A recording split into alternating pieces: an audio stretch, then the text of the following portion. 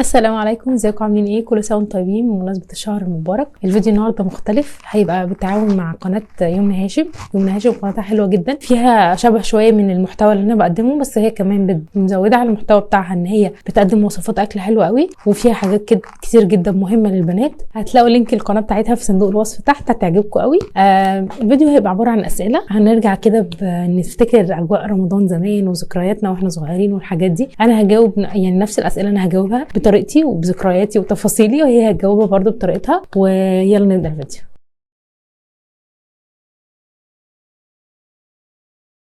هو رمضان نفسه ما اختلفش، هو اكيد هو كشهر ما اختلفش، بس بحس ان احنا احساسنا بيتغير، احنا يعني تفاصيلنا بقت مختلفه عن واحنا صغيرين. وانا صغيره مثلا فاكره ان كان اهم حاجه عندي الاذان ياذن وهشرب بقى العصير وجايبه شويه حاجات حلوه في الدولاب هاكلها وهشغل بكار وبتاع وهنبدا الحياه بقى بعد الفطار. ده كان يعني وانا صغيره ده تهيؤاتي. دلوقتي لا، بقى مختلف، يعني بقيت احس اكتر برمضان، بحس الروحانيات فيه اكتر. يعني الاول برضو كنت الحمد لله قبل ما اتجوز برضو فتره طويله كنت بحاول ان يبقى ليا ورد معين، او ان انا هختم، بحدد لنفسي هختم كام مره او كده. بس بقيت احس بيه اكتر، كل ما بنكبر اكتر كل ما بنحس بالحاجات دي اكتر.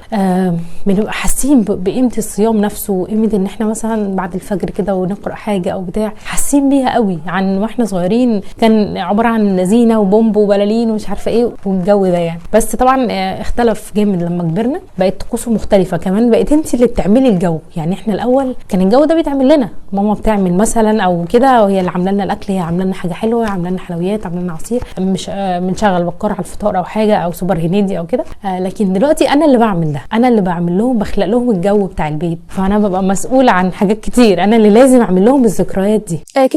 كتير قوي، وبالذات مع الشغل. وانا صغيره طبعا ما كانش فيه مسؤوليات كتير. كنت بقدر ان انا اقرا قران في اي وقت، وان انا اختم كتير، وان انا يبقى متفرغه اكتر للعباده. ممكن اساعد شويه في البيت في الفطار كده، لكن دلوقتي بساعد اكتر طبعا، والشغل بياخد وقت كتير جدا. فبحاول ان انا بقى اعمل حاجات مفيده في الوقت ده، سواء في المطبخ او في الشغل، واحاول ان انا برضو اجدد النيه عشان ما يبقاش يعني تضييع وقت وخلاص. لكن اكيد طبعا اختلف برضو عدم وجود بابا، حاجه اختلفت كتير جدا. رمضان كان بابا بيعمل فيه اجواء جميله قوي، وقعدته على الفطار معانا، وان هو يبدا ويدعي ويشجعنا ان احنا لازم ندعي. الوقت ده دعاء، ما حدش يتكلم وما حدش يهزر ولا يضحك، لا هو ده وقت دعاء. احنا بنحاول ان احنا نعمل زي ما هو كان بيعمل، لكن طبعا لا، هو كان ليه طريقه تانية مختلفه خالص.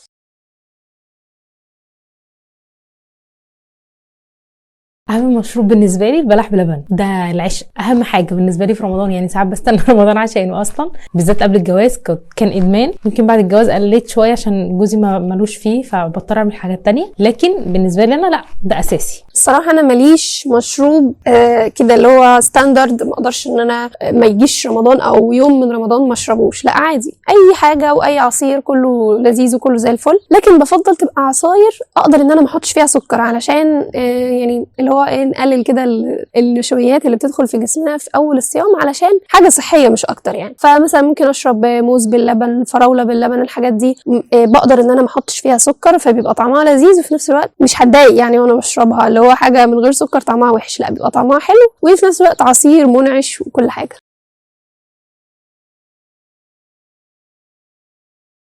طول عمرنا كنا بكار اساسي على الفطار، يعني بحب اللي بتابعه يكون اساسي على الفطار. وقت الفطار ده هو اللي بحب اتفرج على حاجه واحنا قاعدين كده بنفطر. بحب قوي بكار. بيضايقني ان هو بيجي على الاذان قوي يعني اللي هو احنا بنصلي الاول وبعدين بناكل، فعلى ما بنعمل الطقوس دي ونحط الاكل بلاقي نص ضاع. بس انا بحب اتفرج على حاجه واحنا بناكل بكار، او كنت فتره طويله بنشوف سوبر هنيدي، اي حاجه زي كده.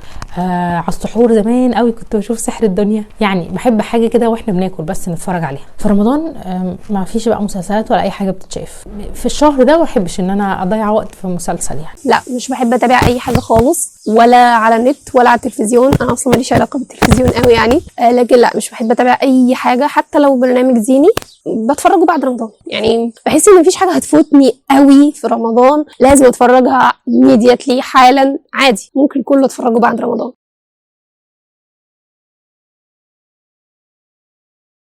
طبعا بان بسهر اصلا بعد الفجر، بنصلي يعني نتسحر ونصلي، وبعدين لو ممكن اقعد شويه كمان وبعدين انام، بيبقى الصبح فممكن اصحى بعد الظهر، فيدوبك بصحى اصلي الظهر، لو هقرا شويه ورد، لو اشوف بقى لو في حاجه سريعه بسرعه اعملها في البيت، وعلى المطبخ على طول، مفيش تضييع وقت يعني.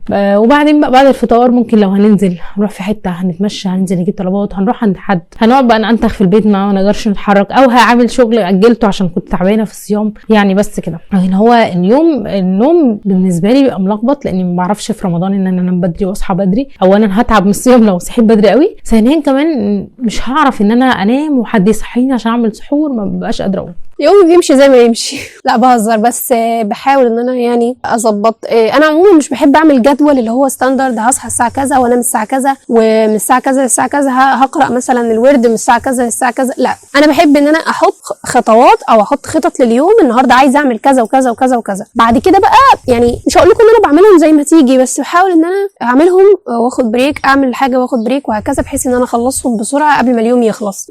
يعني بحاول ان انا ما راكمش لاخر اليوم عشان بتفاجئ ان اليوم خلص وانا لسه ما خلصتش الحاجات اللي عليا. لكن عموما ما بعرفش امشيها بالساعه قوي، لان يعني بتفرق. افرض الواحد نام نص ساعه زياده مثلا، خلاص يعني اليوم هيبوظ، او حتى صحي نص ساعه زياده او ساعه زياده، اقول لا خلاص في ساعه لسه مش من اليوم، فانا هقعد كده فاضي. لا، هبدا على طول في الحاجات اللي انا محدداها لنفسي. فانا مش بحب امشي بالساعه قوي، يعني انا بسيبها تيجي زي ما تيجي.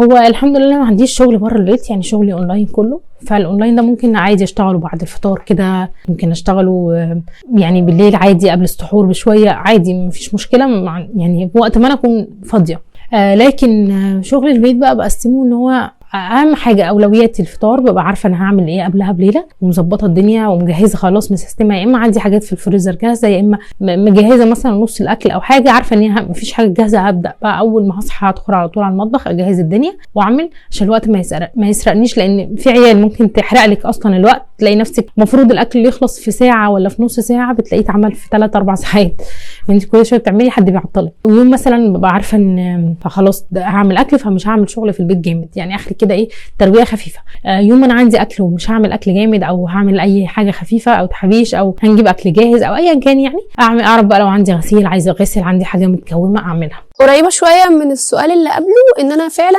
يعني بحط الخطط اللي انا عايزه اعملها في اليوم ده، بس مش بخليها بالوقت. يعني النهارده مثلا هقرا جزء من الكتاب، وعندي ورد قد كده، وعندي مثلا مراجعه كده، وعندي فيديو مثلا عايزه اعمله فهياخد مني وقت قد كده، او حتى لو هياخد وقت اطول بس انا بحط مثلا ليميت، لو هديله نص ساعه بس، خلص ما خلصش نكمل بكره مفيش مشكله. لكن ما بمشيهاش بالساعه قوي، علشان بحس ان هي تقيله على قلبي صراحه وصعبه، يعني انا بالنسبه لي صعبه بصراحه.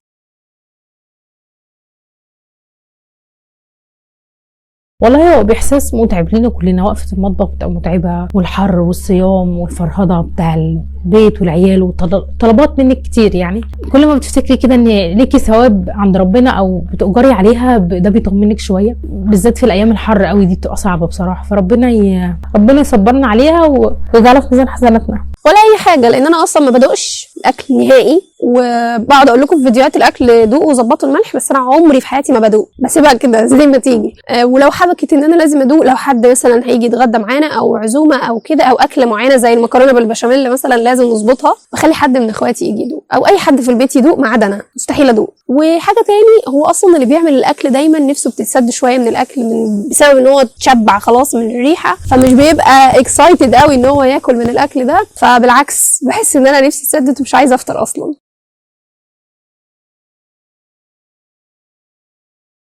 مش فاكره موقف يعني معين، بس عموما اكتر حاجه كانت بتحصل في التراويح موضوع العرسان بقى، ان واحده تجيب لك عريس او واحده تكلمك على ابنها، او ما هو جنبك كده تقعد ترغي معاكي، وايه يا حبيبتي وانت مش عارفه ايه، وانت طب انت سنه كام، طب انت عندك كام سنه، تعرفي على طول اللي فيها، تبدا كام سؤال وبعدين ايه، طب انت مخطوبه، طب مش عارفه ايه، طب مفيش حد متكلم عليكي، مفيش حاجه، تفهمي خلاص الدنيا، انت مش عارفه، طب انت تقولي لها لا مثلا، فاللي هو كده ايه، يلا جوزيني ابنك مثلا، بتحسي كده، بتحسي احساس ان انت بتدلقي نفسك، ولا طب هكدب عليكي يعني افرض انا مثلا مفيش حاجه فهقول مفيش. فكنت في الموقف ده ببقى محرجه جدا، اللي هو ماشي انا مفيش بس انا مش عايزه احس اكني بقول لك يعني يلا. ده كان اكتر موقف بيحصل يعني متكرر جدا. اما يعني عايزين عرسان نروحوا التراويح. كانت واحده صاحبتي يعني معاها بنتين وقالت لي، هي طبعا هتشوف الفيديو دلوقتي وهتضحك، قالت لي تعالي صلي معايا التراويح. ورحت صلي معايا التراويح. هما بقى بيحبوني خالص وبيحبوا ان هم يلعبوا معايا وكده، فهم كانوا مقتنعين ان انا جايه العب معاهم مش جايه اصلي. فاللي هو كل شويه يشوفونا بنصلي فلا اتضايقوا بقى، لو انت جايه تصلي ولا جايه تلعبي معانا. فنصلي يفضلوا بقى يقرصوا فينا ونسجد، يروحوا طالعين على راسنا احنا الاثنين، انا واحده وهي واحده، ومش عارفين نصلي خالص. وقعدنا تقريبا اللي هو التراويح اللي ممكن تاخد من الناس ساعه او ساعه ونص كتير، قعدنا حوالي 4 ساعات بنصلي ونحايل فيهم وندادي فيهم، وطبعا خلص ومش عارفه ايه. اخر حاجه بقينا نقنعهم ان احنا خلاص فاضل لنا ركعتين، سيبونا بس نصليهم يعني ان شاء الله ربنا يكرمكم وبعد كده هنلعب معاكم. لولا ما سابونا صلينا ركعتين بالعافيه فعلا، اللي هم كانوا واقفين كده يعني واقفين لنا زي الحرس الجمهوري، بحيث ان احنا اول ما نصلي نلعب معاهم على طول.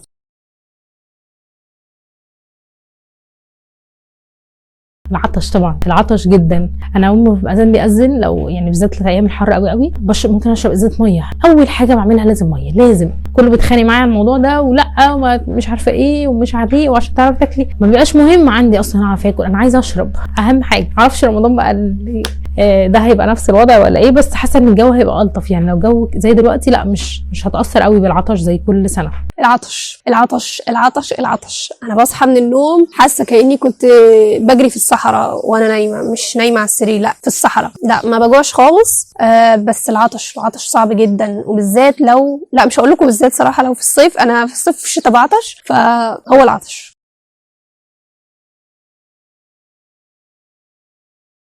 انا بالنسبه لي حاليا بنفطر عند حمايه. اول يوم ده اساسي عند حمايه، بعد كده بقى من تاني يوم بقى خلاص براحتنا بقى، اي عزومات اي حاجه، مفيش طقوس ثابته بعد كده. بس اول يوم عند حمايه. كان قبل الجواز وانا صغيره يعني اول يوم بيبقى كلنا بنتجمع عند تيتا، انا وخلاني كلهم وكده. بس حتى الطقوس دي ما بقتش يعني قوي دلوقتي.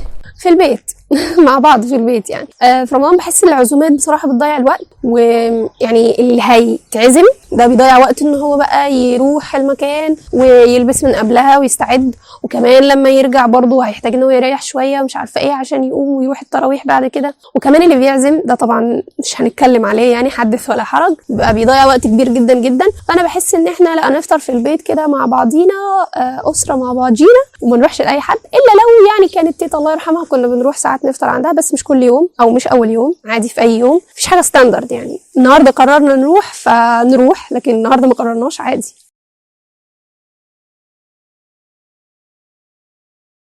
هو متعب جدا، بس بصراحه انا بالنسبه لي انا بحس يعني ده بيحسسني يعني ب 50% من فرحه العيد، ان انا ببقى شايله بقى غالبا ببقى شايله حاجات جديده هفرشها على العيد. جبت حاجات جديده في المطبخ او جايبه حاجات كتير جديده شويه في الشقه قبلها بكذا شهر، بفضل شايلاها، لا هنحطها على العيد، لا على العيد. بيجي على العيد انا في حاجات كتير عايزه احطها جديده وعايزه احطها على نظافه، فعايزه اظبط الدنيا، عايزه اظبط البيت، عايزه مثلا اغير حاجه، اغير في الشكل، اغير في الستاير. الحاجات دي بتفرق في نفسيتي جدا، فهي على قد ما هي متعبه بس انا كساره بتفرق معايا. بس بقى اللي بنحاول نعمله ان هو ما يبقاش هده جامده قوي يعني، نحاول نخلي نوسطن الدنيا شويه، مش لازم يعني من الالف للياء بقى يعني، نظبط شويه بحيث ان ما يتهدش حيلنا. بنضيع اهم 10 ايام في رمضان اللي هم ال10 الاواخر في تنظيف وفي كحك وفي الحاجات دي. بصراحه دايما بندم على الحاجات دي، او بندم ان انا بضيع الايام دي، ببقى ساعات عايزه انجزهم اختصرهم في يومين 3 وخلاص عشان ما اضيعش الايام كلها.